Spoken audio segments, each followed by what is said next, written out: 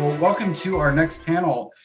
This panel is called That's One from the Vault, and that's actually, if you don't recognize the phrase, that is from a book that was written many years ago, which is pretty fitting for this panel. Boba Fett was talking about an old bounty, and we're going to be talking with some people who have been in Garrison Tyrannus for, well, quite a while. We're the old guys. So I'm going to start off by introducing each person, and I'll let you guys say a little bit about yourselves.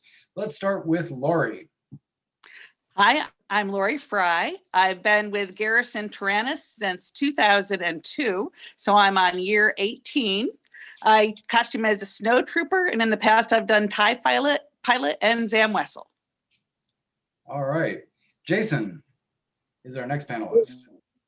Hi, Jason Stanley, aka Stan. I've been with the 501st officially since 2011, and my costumes are Scout, TIE Fighter, Pilot, and Gunner. And I'm also the Garrison merch officer. So, got any ideas for swag? Let me know.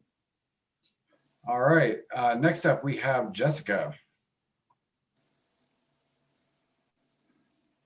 I think we've got a little problem with Jessica's audio. So while we work on that, Brian, let's jump to you. Hey, I'm Brian Robinson. Former name TK Reston VA. I chose that name because I was the very first stormtrooper in Reston. I joined in April of 2008. My first troop being a couple of months prior to that at a convention down in Roanoke that no longer exists. I costumed primarily as a stormtrooper, both original trilogy, new trilogy, and I just happen to have a prequel trilogy clone sitting on a mannequin. So I'm your basic grunt. Well, it's hard to argue with the classics, I think. Jessica, do we have you back? Brian. There we go. Okay. Yeah, I'm Jessica Floyd. My username is Blue Hen Trooper, and I have been with Garrison Tyrannus since 2007. I started with a stormtrooper, and then I built an ATST driver, a scanning crew, and an Imperial gunner. All right.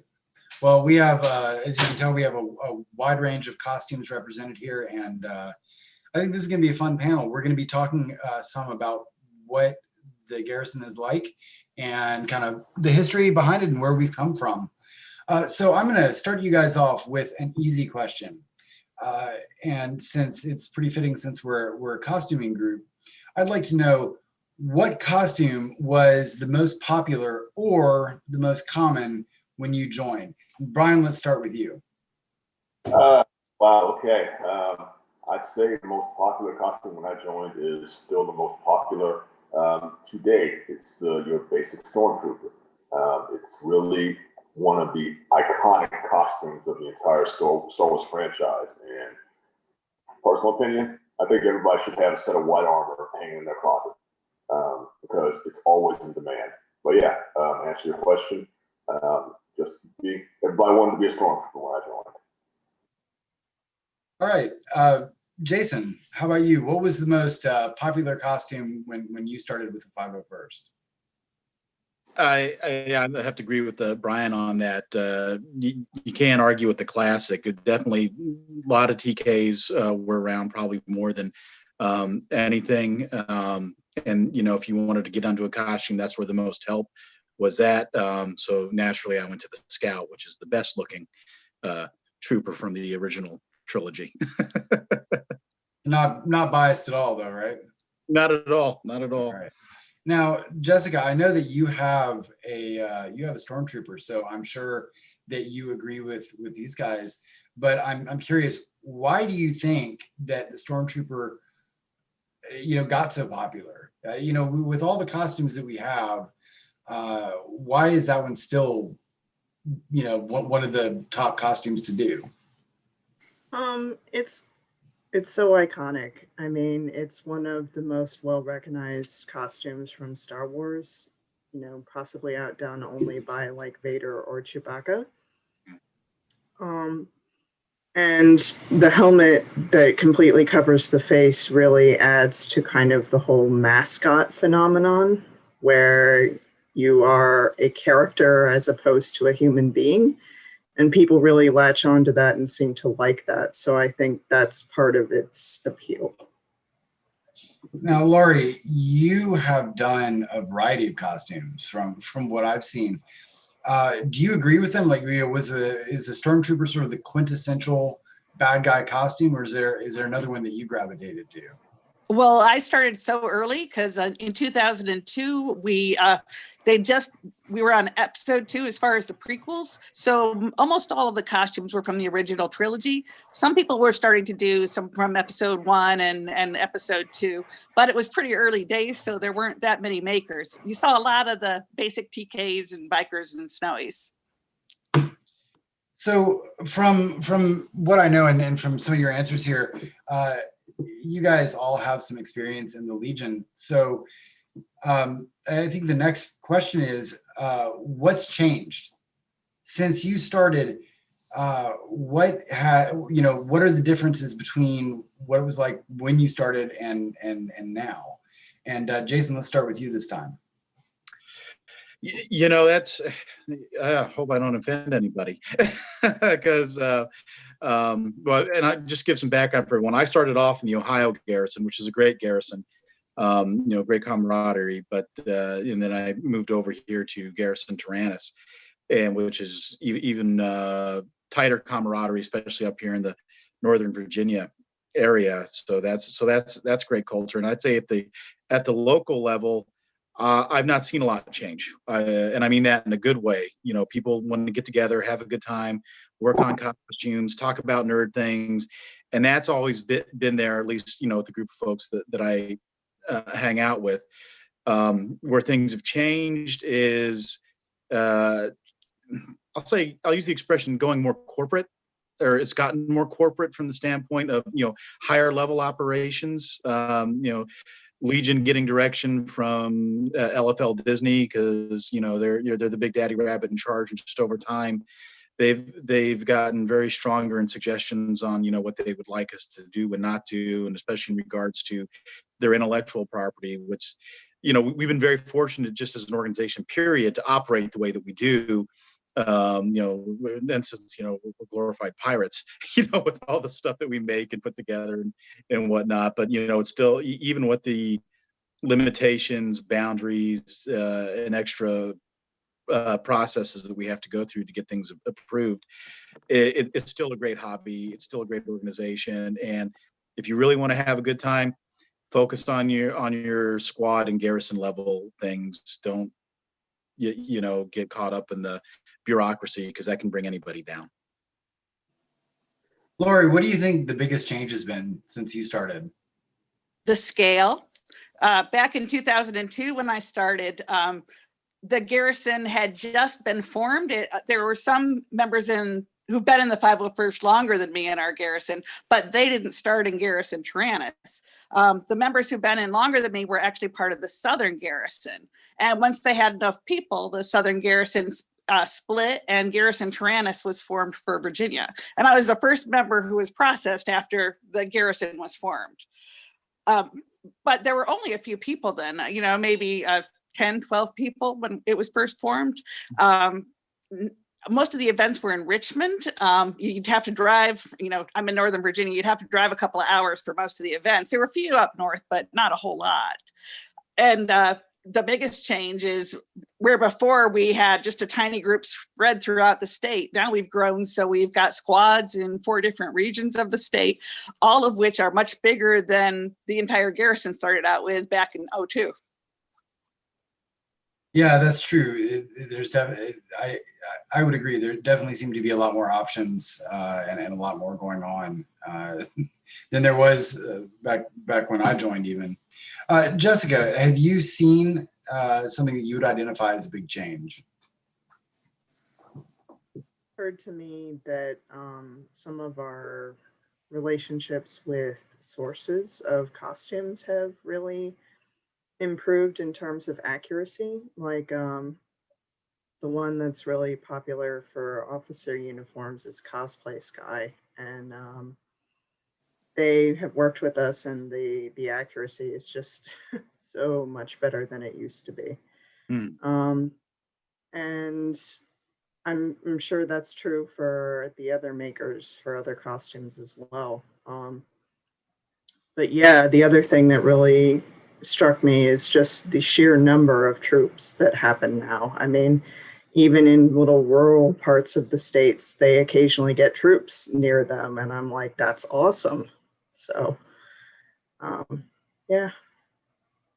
Now, Brian, have you found that one of the big changes has been the availability? You know, like the sources have gotten better, like Jessica was saying, or has it been the scale? What has it been for you? I'd say the thing I've noticed the most that's changed is the focus of the Garrison. There used to be a little saying that the 501st, or at least Garrison Tyrannus, was a drinking club with a costuming problem.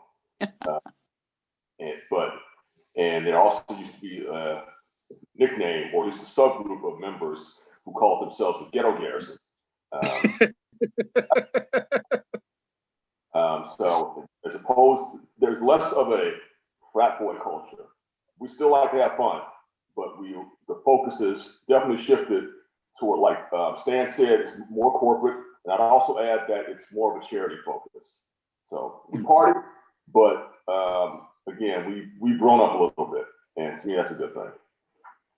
Well, it's good that you mentioned the charity focus. I do want to just take a minute and mention that over the weekend of InfernoCon, we are supporting the Make-A-Wish group. And if you know anything about them and the 501st, you know that that's one of the groups that we do a lot of work with. Right now, we have almost $200 donated. And you'll see, if you look at the bottom right of your screen, you'll see that we have a goal set. And my prediction is that not only are we going to meet our goal, but we're going to exceed it by the time we finish on Sunday. So if you can donate, please do that. And as an added incentive, we are running a raffle on Sunday that has all kinds of goodies that people have given us to raffle off. I mean, seriously, this stuff is good enough that my kid is bugging me to, let him donate, because for every $5 donation that you make, you get a raffle ticket. And he is eternally the optimist, so he is convinced that he will win. So please help us with that. So the next question that I have for you, you're talking about how the trooping has changed and things like that. What is it that makes Garrison Tyrannus, which is the Virginia garrison, so unique? Is it geography? Is it the type of troopers that we have? Is it the type of events we have? What is it that makes Garrison Tyrannus unique? So Lori, let's start with you this time. Well, Garrison Tyrannus has got a very good focus on the workmanship and helping new members get up and launched using armor parties and communications online, which a lot of the other garrisons I've dealt with over the years hadn't been as active in that area. And I think that's really helped us launch a lot of new members. And it's one of the reasons why we've gone up to being one of the largest garrisons in the 501st. Brian, I'm curious as to your take on this. What is it, that you would say is the most unique thing about the garrison? I'd say, well, first of all, just full disclosure, I really don't have a lot of experience with other garrisons. I've only been in Garrison Tyrannus, but from what I've been told from other garrison members who came from other garrisons or who started Tyrannus and went to other garrisons, is the culture of camaraderie within Tyrannus. There really is, it's a family, that's an overused word, but there really is a close-knitness about Garrison Tyrannus. From what I've been told, that you just don't see to the same extent in other garrisons. So I think that's really what makes us special. Jessica, have you found that to be true? Is the sense of community that we have here in Tyrannus what you would say is one of the more unique things, or is there something else? I agree.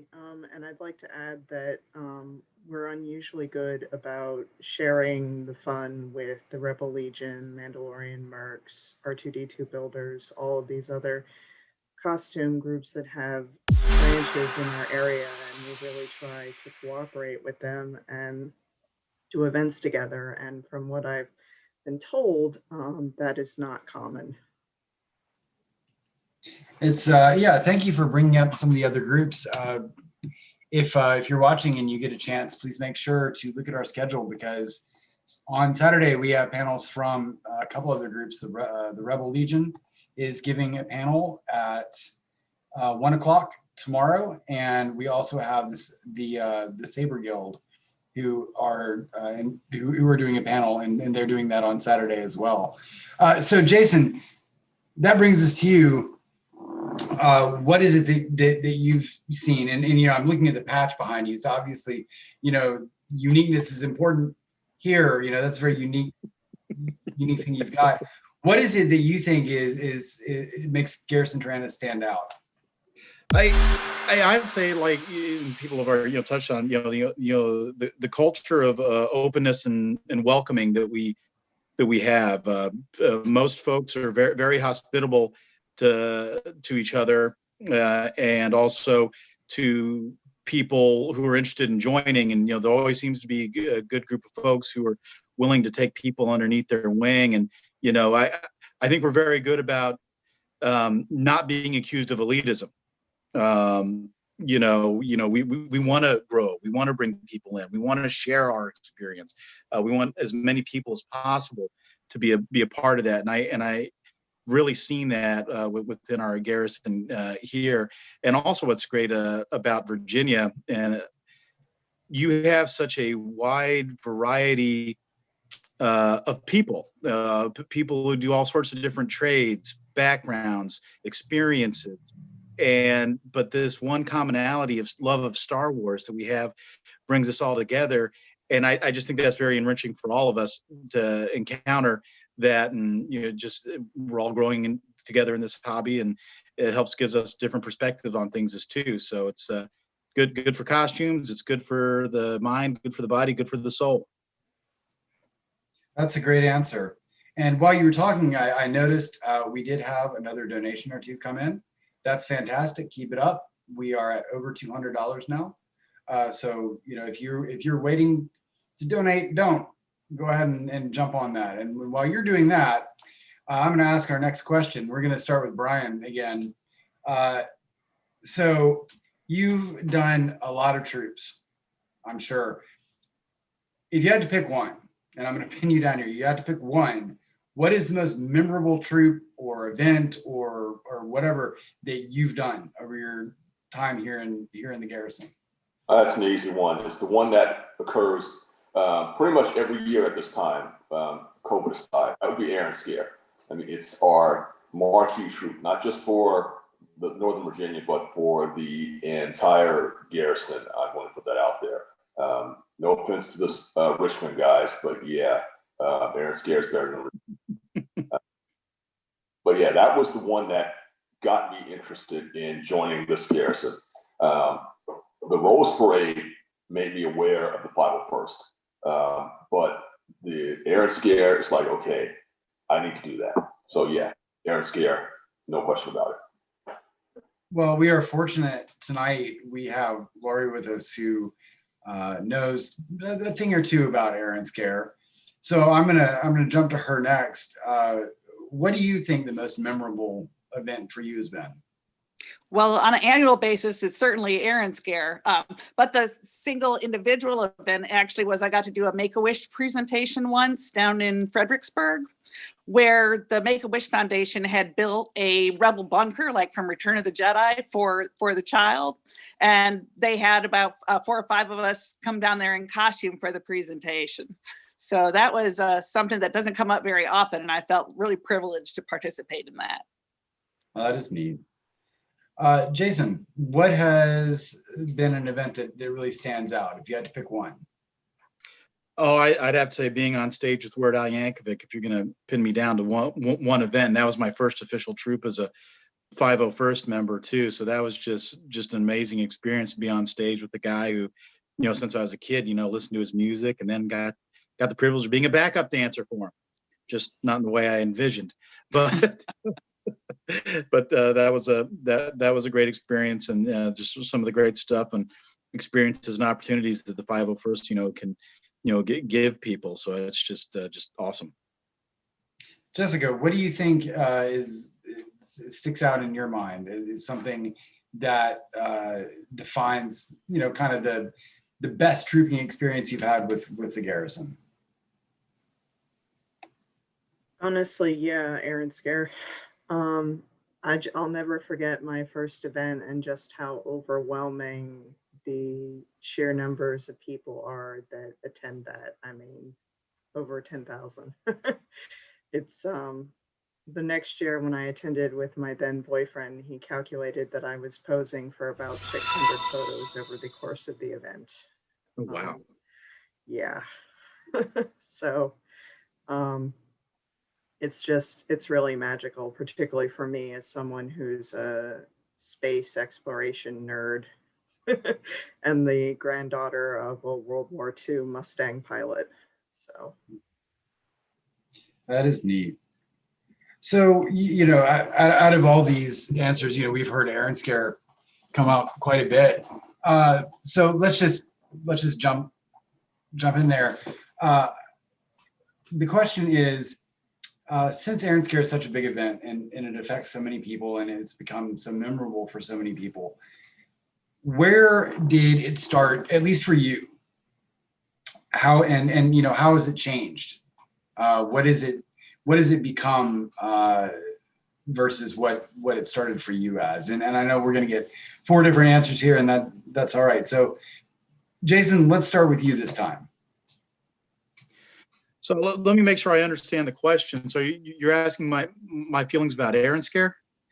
So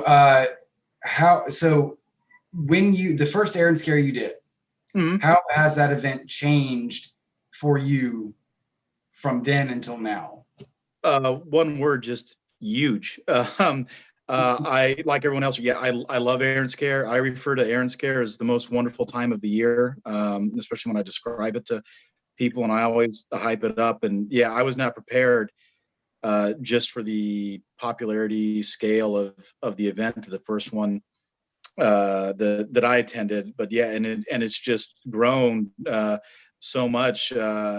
People coming to see us, and the number of people that participate on it, not just 501st, but across the other costuming organizations as well. And it's just amazing to see all those different costumes under one roof, and to see so many smiles of people coming to see you. And I remember there's a kid, and he ended up, he scared me because I didn't see him, hugging on my leg, visibility issues. But he said, "You're my hero." And well, who am I to disagree with that?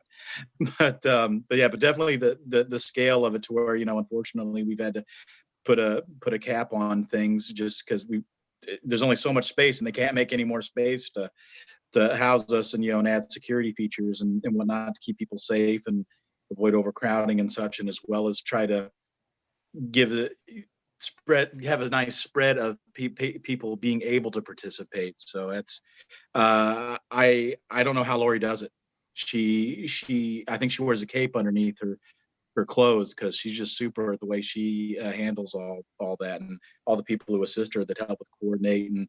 Tip of the hat to the handlers, because without the handlers, it could not be done. I think that's a statement that most of us would make about most events. Our handlers are very important. Jessica, how has Aaron Scare sort of evolved for you, personally? Obviously, Jason talked about the scale. Is that the biggest change for you? No, it's my focus has changed. I went from being one of the costume people early on, and as I got older, my stamina dropped, and I decided to shift from being a costume person to helping out more.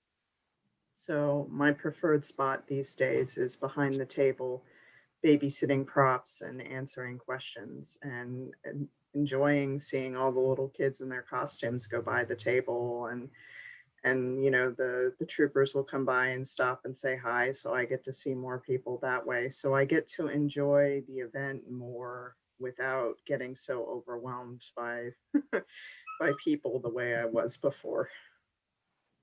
Yeah, I can understand that. Every time I've seen it, it's been, you know, been a lot of standing room and not a lot of walking room. Now, Brian, if memory serves, the first one of these that I did with you, we spent quite a bit of time prior to the event talking about how we were going to patrol around, and we tried to put walkie-talkies in our costumes so that we could keep up with each other, which ended up being completely pointless because you couldn't hear anything in there. Reception is terrible. It wasn't the reception, it's so loud. So, you know, I'm curious, how has your experience changed from, you know, from your early days with Aaron's Care to, you know, the last one that we did, which was obviously last year? Again, it's the thing that's changed most is the scale. It went from big to bigger to, oh my God. It's just huge. It's always maintained its character. It's always been a marathon troop. I mean, that's the one troop you just come out of, you are bone tired, but it's a good kind of tired. But really, just the scale and the number of people in terms of both costumers, handlers, and just museum guests. It just goes up and up and up every year. That's true. So we've kind of saved the best person to answer this question for last. So Laurie, we're going to kick it to you. You are very familiar with this event. If you're not aware of it, Laurie is probably the person who does a lot of, you know, the organizing. If we think of organization and Aaron's Care, we think of Laurie. So can you tell us how it's changed for you? The first year when we did it, which was 2006, we had a dozen costumers and we just kind of roamed around the museum and people took pictures with us and we were a huge success. Since then, we got bigger and more organized. The last few years, we've had 120 people in costumes from 501st, Rebel Legion, and Mandalorian Mercs, plus the R2D2 Builders Club usually have at least a dozen units there with their handlers. We've got up to about 5 photo op stations where we have groups of characters with rare costumes that you very rarely see in the area, put together themed by movies or similar themes that make some very exciting photo ops. We've got backdrops that come in from James Welsh in West Virginia that will knock your socks off. And the best part every year is the group photo in front of the space shuttle. Yeah, that's definitely a big one. I think I remember getting a number of photos in front of it and watching the crowd get bigger and bigger and bigger as the years rolled on. It's really something else. I mean, this is an event where we tend to have, 30 to 40 handlers in addition to the costumers. That 120 number is just counting the people in costume. And we have people come from most of the places around the country. We've had people come from California and Kansas and other far-flung states. That's true. And I think you're right. The handlers really can't be understated at that event. I will tell you, like Jessica, I've also done some just handling and table watching that event. It is not easy. I mean, she wasn't exaggerating. That's not a kickback job. That's a, sort of hold on to your socks job. So we're going to switch gears here. But before I do that, I wanted to mention we do have a couple more donations that have come in.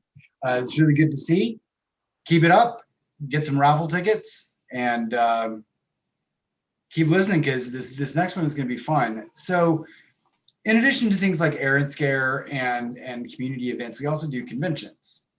And so we're going to consider all of those events. And the question for you is, what is the weirdest thing or the craziest thing that you've seen happen at an event? So it can be at a convention, it can be at a community troop. Laurie, we ended with you. Let's start with you this time. Well, it would have to be DragonCon 2002, my first year in the Legion. There is a member who, the founder of the 501st, Albin Johnson, had been teasing for not going to troops in armor. You know, he would go in, you know, a Garrison shirt or something. And so he challenged him to come to DragonCon in armor. Well, this particular costumer is an armor builder. And he constructed a costume which is completely not approvable because the entire back panel of the Stormtrooper armor was transparent. And over his behind, he hung a sign that said censored. And he showed up at DragonCon and trooped all over the multiple hotels in his partly transparent armor. It looked fine from the front, but from the back, not so much. I don't have a good response for that one. You stumped me. You did mention Albin, and just as an aside, I want to mention we are going to have him here with us at InfernoCon at 3:00 on Sunday to help us close out the this online event. So if you can make sure that you tune in for that. He's doing the final panel with our convention committee people. So I think it's going to be pretty fun. So Jessica, let's ask you the same thing. Craziest thing you've seen at an event, and look what you have to top. Good luck. I can't top that, but it was funny what happened to me. I'm pretty sure this was at the Aaron Scare one year where I was standing in a parade rest with my gun and blaster rather. And I was minding my own business, and this woman comes up to me and starts like feeling me and like touching me and picks up my hand and says, "Is this real?" And so I squeezed her hand and she flipped out. She totally freaked out. So that was highly entertaining for the people watching. Yeah. That's pretty spectacular. All right, Brian, you're up. You've got to somehow top transparent armor and the mannequin that scared another person. I guess for me would be the emergency armor repair right before a major photo shoot.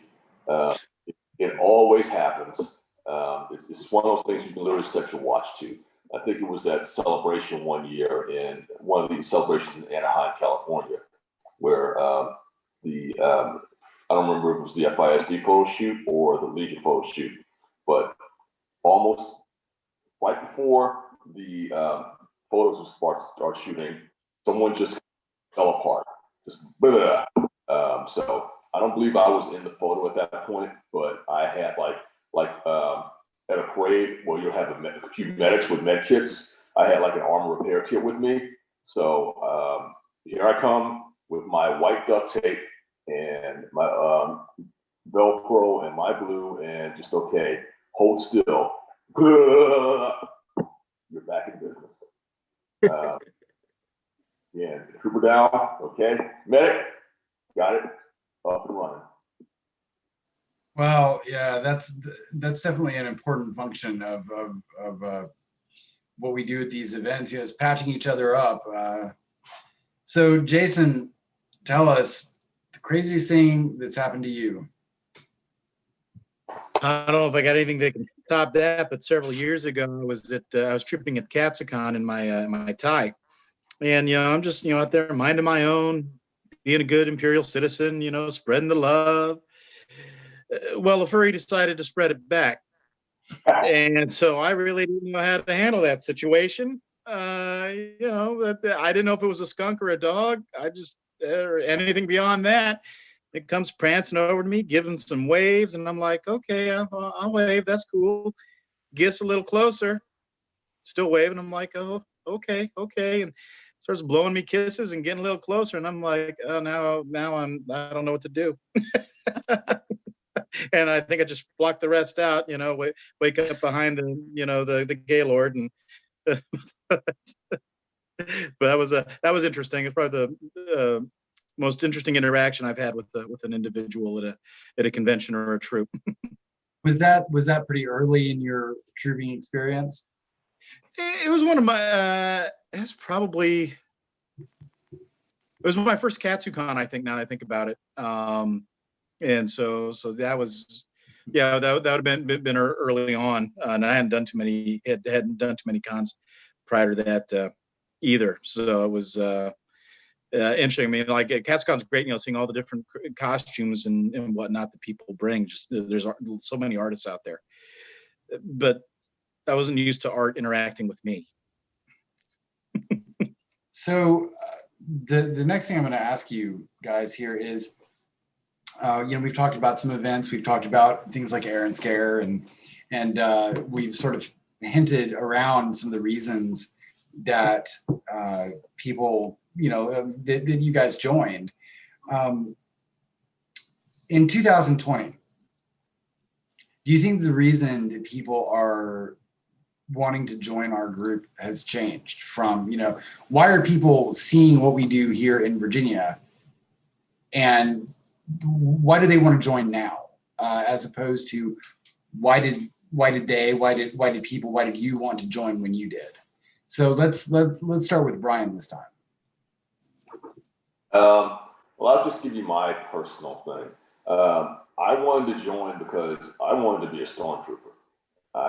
The partying at Stice and the charity, we did a little bit of that back then. But for me, I wanted to be that guy on my wall, and that's really that was it. I mean, I remember when I first got my kit together, I would be in my basement at 3 a.m. in full armor, just kind of strutting around and posing.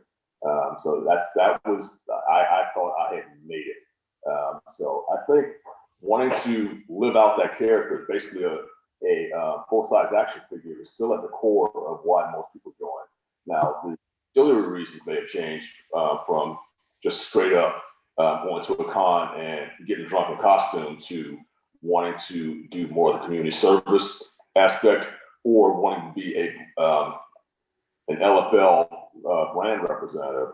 But I think the core reason still remains is you saw that character on the screen growing up, and it's like, okay, yeah, I want to be that person. That's a good answer. Jessica, you've worked as one of the Garrison charity officers, haven't you? So you probably have a unique perspective on this. Is the reason that you changed, or that you joined, is that changed for other people when they join? Are they joining for similar reasons, or is there something different motivating them now?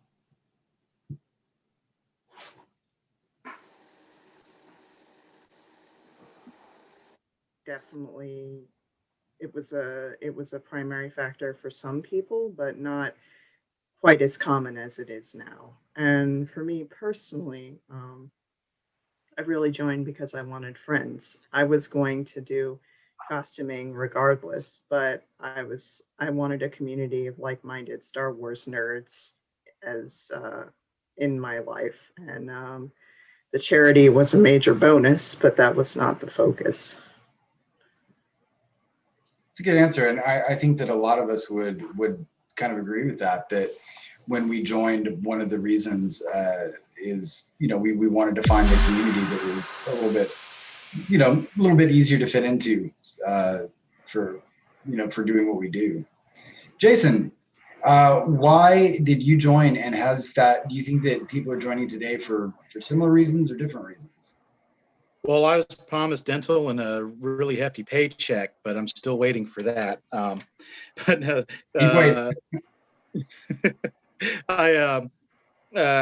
joined, kind of similar to Brian, be an action figure. I've always loved the costumes of Star Wars, or just costumes, period. And I had an idea of the 501st, but when my child ended up becoming friends with someone whose father was in it, so he was my in, and that got me in, and so I was able to, realize my dreams. And the charity's nice, and But I won't lie, my first couple troops, I felt very self-conscious / embarrassed because, people are seeing my passion out there and judgmental. And as far as to what's going into more people getting in, I think it's still a mixture of, people want to be an action figure.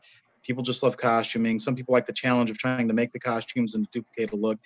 And you also have the group out there looking for friends, like-minded individuals. And there's a group of people that like doing charity. But I think one of the big differences is now, and this is just my own personal opinion, is accessibility out there. And especially, in this day and age, geek is chic. You don't have to hide that you love Star Wars. You're not going to get made fun of for wearing a Vader T-shirt anymore. It's a cool thing to do, and so people, I think, are more comfortable, willing to do the hobby, and also accessibility out there with Facebook groups, forums, the internet out there, so people can access and tap into their dreams to do Star Wars costuming, and if they really want to go above and beyond, get into the 501st and be as accurate as possible. That's just my opinion. Lori, do you think that accessibility is different today? Is yes. it easier to do this? Yes. It didn't occur to me when I built my Zam Wessel costume, which was the first one that was approved, to even submit it for 501st membership. I made it for fun because I was going to have a episode 2 premiere party, and I was going to Celebration 2. And I took it and I wore it. And several different 501st members came and said, you should apply. And so I did. I'd seen their work at conventions and was really impressed with their costumes and their professionalism. And I got in, to my utter shock at the time. And here I am all these years later. Well, I think I speak for everyone when I say we're very glad that you made that decision. Thanks. So we are going to pivot over here in just a minute to taking some questions. But before we do that, again, I see we've had a couple more donations, which is great to see. Keep donating. You have another 15 minutes left in this segment, and I would love to see us hit 300 before we get there. So the last question that I have for you before we jump to the questions from our audience members is, we have slightly over 100 members in Inferno Squad, which is the Northern Virginia part of Garrison Tyrannus. When you joined, did you ever foresee a day that we would have over 100 members, which is sort of staggering when you think about how some of our other 501st neighbors are size? That's pretty hefty. So Lori, what do you think? Well, we started out with such a small group. It was just kind of a cute little thing when I first got going. But I ended up doing heavy recruiting in Northern Virginia because I was first the executive officer and then PR officer. And then I did events in one form or another for many years. And it wasn't too long after I got started with that I knew we had the potential to get pretty big. Jessica, did you see this coming? Did you see us at 100 plus members? I never really thought about it, to be honest. When I came in, it was much bigger than when Lori was, but I'd say like in Northern Virginia, there were maybe 18 to 20 people. So I could see like maybe getting to 50, but I didn't really see 100 coming. Brian, do you think that the number that we have now is lets us do more stuff? Do we have increased capability because of the number of people, or are we just able to do stuff, better? I'd say absolutely. We're able to do. You get a bigger human resources pool. You can do more stuff, especially since not everybody's going to go to every event.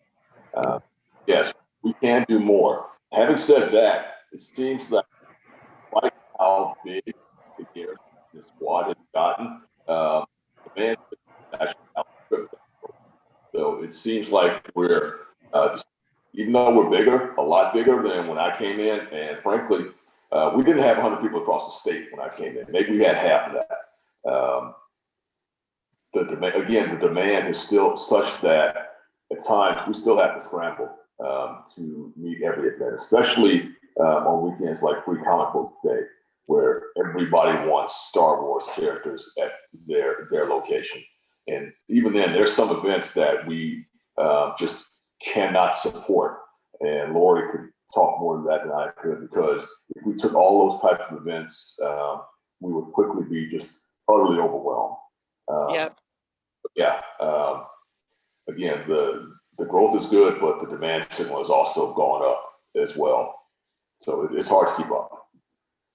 Now, Jason, you are the first squad leader for Inferno. When the squad was formed from the Garrison, you were the first squad leader. Did you does the number of people that Inferno squad has now surprise you? You know, did you see that coming? I wanted to see it coming, if that makes sense. I mean, we were 80 something, I think, when we first started, ish.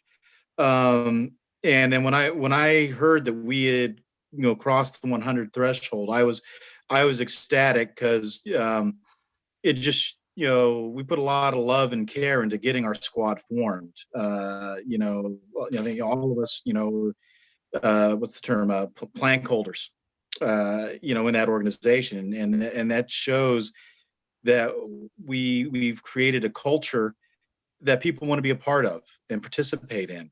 And as Brian, mentioned earlier, it also is opened up more opportunities for folks. Who've got people who, never want to do cons, but they want to just do the hospital troops, or, the comic book day, but, they don't want to, do a Weird Al concert or whatever. So there's a lot more, we're able to field a lot more opportunities, because we have an idea of, what groups of people will gravitate to what type of event, and just the more people you have, that just generates more options. But it's, I'm so thrilled and happy that we've done it. I didn't think it would never happen. I'm glad that it did happen, because we were all in unknown territory at that point. And also, with the new movies coming out, with the younger folks still gravitate to Star Wars and want to do it, or we, relics. The way the growth has gone, it's like, no, the love and passion is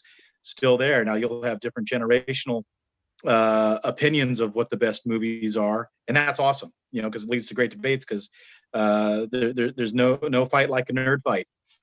But yeah, it's great, and Nova's just been an awesome place for a squad to take hold and grow. That's a very well thought out answer. I appreciate that. So I've got a couple audience questions that I'm going to run to. Before I do, you have about 10 minutes left in the panel to donate, so please make sure you do that. We're really close to 300 from what I'm seeing on the screen. So the first fan question that I have for you is, how many, and we're going to alter this a little bit so that everybody can answer it. How many Stormtrooper thermal detonators have you lost over the years? So, Brian, we're going to start with you. Actually, I've been pretty lucky in that. I don't recall really losing, and by losing, I'm going to say the question meant they got nicked by somebody. I don't think I've lost any, and that's mostly due to very aware handlers. Obviously, when you're in full costume, your field of vision is very limited, and your mobility isn't much better. But if you've got good handlers who are watching your back, because you sure can't watch your own, those things are less likely to happen. So I've been pretty good in that respect. All right, Jason, if not a thermal detonator, what thing have you lost the most of? Greeblies off my TIE pilot helmet. Just barely tap something, they're always popping off. So I think I have a frequent mild program with Elvis Trooper for replacements on those. They don't stay on too great. Hey, Laurie, what do you think you've had to replace the most of? What have you lost the most? I haven't really lost items from it. Part of that is because when we do parades and similar events, we have people that walk along behind us that we call trooper scoopers, who pick up any stray pieces of plastic that fall off during the event and get them back to their rightful owners. And we are all very grateful for the services they provide. Jessica, what do you think? What's been your most often needing to be replaced item?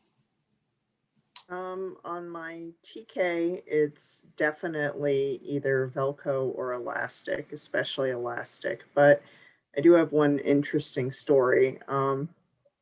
I lost my hand plate on the ground, and a little kid picked it up and was clearly contemplating running off with it. But fortunately, I put my hand down and looked at them imploringly through my helmet, and the kid's like thinking about it and put it in my hand. So I got really, really lucky on that one. Yeah, that sounds familiar. All right, so I've got two more for you, and I want to make sure we get these in because they're good ones. So the first question for you is: so we talked a lot about how we are all kind of, we do the same thing. A lot of us look the same. If you wear a stormtrooper, you look pretty similar to the guy next to you. But one unique thing that we all have is our ID numbers. We all have an ID number. So mine is TK2618.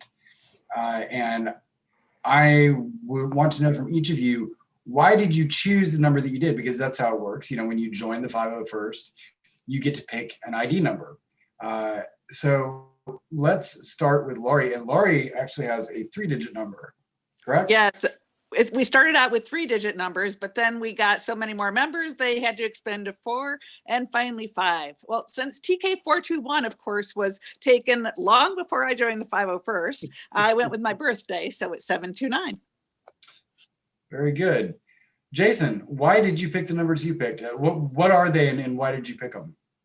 My number is 7698, and I went with the 76 because that was the year I was born, and the 9 in the middle to just make it interesting, and the 8, that was the whole number that was available. Okay, there you go. Brian. All right, my number is 2918. I'm not very creative. I'm more the logical type, and I also wanted a number that I would remember fairly easily. So I just matched my numbers up with my initials. My initials are BIR, Brian Irvin Robinson. So B being the second letter of the alphabet, I being the 9th letter of the alphabet, and 18 being the R being the 18th letter of the alphabet. That way, if I ever forgot my own number back in those early days, I just had to refer to my own initials, and boom, there it was. I think it was probably a lot easier for us to find numbers back then than it is today. Today they're on 5-digit numbers, which is crazy. Never thought I'd see that. Jessica. 718, and the 27 is part of my birthday, and the 18 that's how old I was when I got my armor. It's interesting to hear stories like that because we all have them. I think if you ask any given person in Inferno Squad or in Garrison Tyrannus or really in the 501st, chances are pretty good they're going to be able to tell you that there's some reason they picked a number. And it's interesting because in a group where we sort of emphasize looking the same way and working to a standard, we also have these little individual things. So the final question that I have for you is one that I'm actually curious about, so I'm going to ask. And we're going to start with Jessica this time. Out of all the troops that you've done with Garrison Tyrannus in the squad, you can pick from any of those. What is the one that was the most meaningful for you?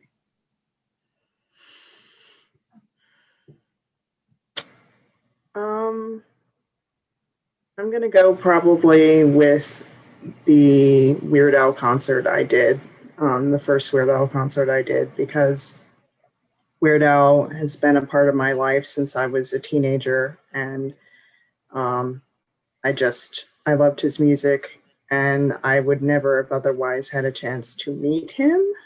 So the fact that I got to meet a personal hero of mine and I got to indulge my love performance and it was overwhelming.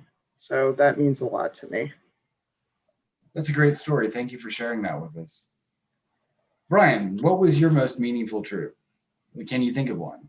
Wow, there's been so many over so many years. I guess the old adage, "You never forget your first," would apply here. So I'll do that in a two-part answer. So my very first troop was before I even got officially approved. Again, a convention that no longer exists down in Roanoke called ShibaCon. That was in February 2008. It was the first time I ever wore my kit in public. And at that point, I was just like, please don't fall apart on me. So yeah, that has to be the memorable one. And just being among other Star Wars fans, people that at that point I hadn't even met yet, and I only interacted with strictly via the forum. So finally, just that face-to-face contact behind plastic, that is, had to be my most memorable. And I'll throw in a second one. It would be my very first celebration where we did the group photo, especially in particular with the first Imperial Stormtrooper detachment, what I consider my home detachment. Just being able to look over my shoulder and see literally a legion of stormtroopers behind me. I mean, that just blew me away. So yeah, I'd say ShibaCon, my very first, and then my first big stormtrooper experience. Laurie, what have you found? You know, when I asked this question, what troop jumps to your mind is the most meaningful one for you? Well, 1 year at Air and Scare, we had got a Hothback drop for the first time. Someone from Pennsylvania brought down an E-Web giant blaster. We had a Wampa and multiple snowtroopers. And although most years don't have time coordinating Air and Scare to get in costume, that year I brought my snowtrooper and we got some amazing photos with that group from Hoth, which ended up being the Blizzard Force trading card that's out there now. That was a lot of fun. And something that you didn't imagine when I first got my snowtrooper, I would ever be in something on that scale. So that was wonderful. All right, Jason, it's all up to you. Meaningful. So many different ways to go with that. But I would have to say, as far as like what touched me, would be the Christmas party we did at the Children's Hospital down in Fairfax. They had a Santa Claus there, and we had some photo stations, and we helped with presents and whatnot, and just those kids, they're all battling cancer, and you're glad you're wearing the helmet sometimes for that, but just to see the strength that they have, going through what they're going through, and knowing that we're helping make things a little better for them, or forget what they're dealing with, at least at that moment. It was and I could really relate to, because my mother passed away from cancer when I was a kid, so you're familiar with the pain and trauma that they're dealing with, and just to have a positive impact on that really got me in the feels, so to speak. So probably most meaningful in that regard. Thank you. So we had one more question come in, and since we're the last real panel for the evening, we're gonna run just a little bit over, and hopefully this will give our viewers time to donate a little bit more, so we can get up to that $300 mark for the evening. The question is actually about, Jason, very similar to what you just mentioned, the hospital troops. And the question is, why are the hospital troops so meaningful? What is it about them that draws people in, draws their attention, that makes it one of the more popular answers when you ask you know, why do you do this? So Jason, let's start with you. I just think, you know, it's giving something of yourself, you know, it's a service, you know, probably in one of its purest forms. And I think most folks who gravitate toward those kind of troops, and I could be wrong, you know, it probably dealt with that trauma in some way themselves, either through personal or, you know, family members, and you know, chances to, you know, to make a sick child smile, or, you know, what's great is the candlelighter father son barbecues that they have, or, you know, or the parent and child barbecues for kids who are actually recovering, and those are nice to go to, because these are kids who are on the up, and, you know, got a chance going on. So it's, and just to, you know, just to bring joy. It's just a great feeling knowing you have an impact on someone like that. Thank you. Lori, same question to you. Why do you think that we gravitate, like, as a group, and I know that especially Inferno Squad has a history of doing these. Why do we gravitate to these troops? What's so special about them? Well, you're talking about, when you're talking about kids in a children's hospital ward, these are kids who have been dealing with nightmarish issues with their health. And we have the advantage of, not only can we cheer them up a little bit, but with the costumes from the movies and the cartoons and the TV shows that they've seen, we can actually take them away to another universe for a while, really help them get their mind off of, you know, their illnesses, and have some fun and imaginative time. So I think that's really valuable. Brian, do you think that this unique hobby that we have gives us you know, the ability to go into these places where, you know, it's antiseptic and cold, and bring warmth in a kind of a weird way? You know, when you think about it, you know, you think about the movie Darth Vader and the movie Stormtroopers, you know, they're not really cuddly. But when we go into these places, you know, do you think that we're able to kind of take that and turn it into something different? Absolutely. I mean, I can't even imagine how I've since lost count of how many times I've been standing somewhere in full armor, and I just feel this glomping on my leg, and I look down as best I can. There's this little person just literally bear hugging my leg and looking up at me, and it's like, hey, I have you at home, or mommy, I want this, that sort of thing.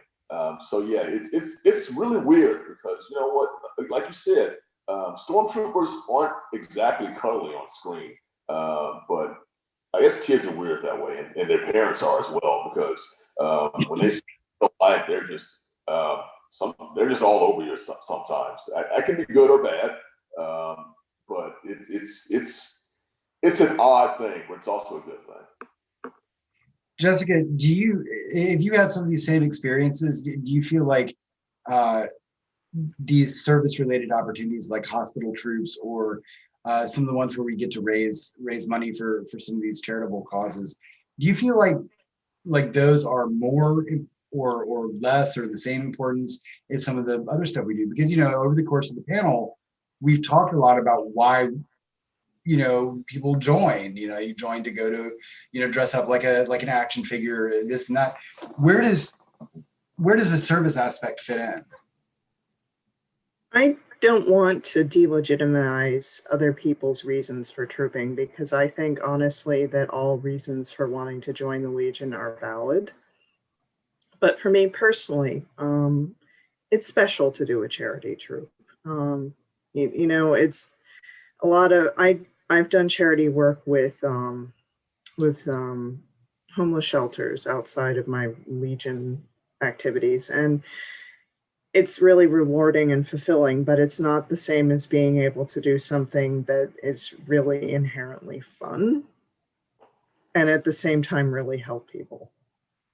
So I think that's really special about this club. And I mean, it was true for the homeless shelter, for the people who love to cook. You know, they would cook a meal and they would get to to help the people at the shelter that way. And so I think it's kind of the same thing for us. We're doing something that we really, really love, and at the same time giving back to our community. And I think that's really special.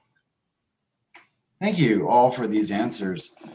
Just on a personal note, I spent quite a bit of time and still do in hospitals when I was a kid. And what I can tell you, I never saw a Star Wars person come in, but when I was younger, there was a member, and I don't know why, but there was a member of the New York Giants football team that for some reason was in Houston, Texas, and came and visited and signed an autograph for me, and I still have that. I have no idea who the guy was. I have no love for the Giants, but I remember that. And listening to all you guys talk, it kind of reminded me that for these kids, anything that comes in that's different is important. And what you guys have been doing for so many years here is change kids' lives and other people's lives in a way that you'll probably never know, but it is valuable all the same. Thank you so much for being with us tonight, to our panelists and to our audience, and thank you for all the donations to Make-A-Wish. Next